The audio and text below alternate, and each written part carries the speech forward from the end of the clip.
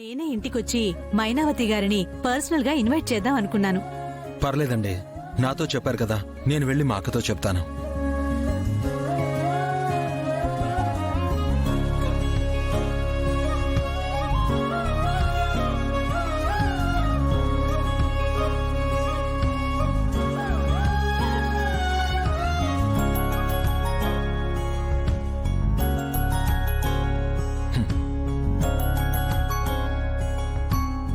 చాలా థ్యాంక్స్ రాయుడు గారు.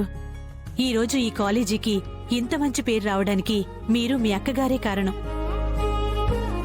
మాకు మా స్టూడెంట్స్ కి అన్ని విధాలుగా హెల్ప్ చేస్తున్నారు. అన్ని దానాల్లో కల్లా విద్యాదానం గొప్పది అంటారు. పైగా ఒక్క చదువు వల్ల ఎన్నో జీవితాలు బాగుపడతాయి. అందుకే ఇకపై కూడా మీకు ఏ హెల్ప్ కావాలన్నా మేమే చేస్తాం. చాలా థ్యాంక్స్ రాయుడు గారు. నాకు మాత్రమే సాయం చేశారు అనుకున్నాను, కానీ ఈయన అందరికీ సహాయం చేసే దేవుడన్నమాట. రామ్మా. నమస్తే మేడం. నమస్తే రాయుడు గారు. నమస్తే. సెల్ ఫోన్స్ వల్ల మనం ఏమేం కోల్పోతున్నామో స్టూడెంట్స్ కి అర్థమయ్యేలా చాలా బాగా చెప్పావు. మీరు చూసారా? చూశాను. చూడమ్మా, ఫంక్షన్ కి కలెక్టర్ గారితో పాటు చాలా పెద్దవాళ్ళు వస్తున్నారు. వాళ్ల ముందు మా స్టూడెంట్స్ చేత నువ్వు ఇంకా బాగా ప్రోగ్రాం చేయించాలి. తప్పకుండా మేడం. ఇకపై ఏమున్నా నీకే చెప్తాం, సరేనా?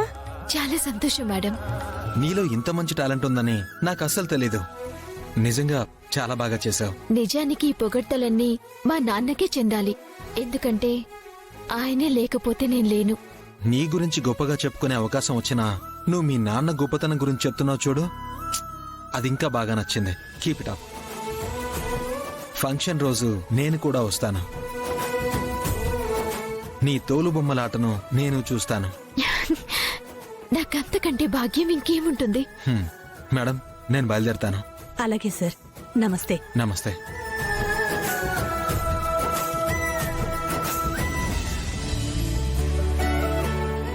ఈ విషయం నాన్నతో చెప్తే తను ఇంకెంత సంతోషిస్తాడో.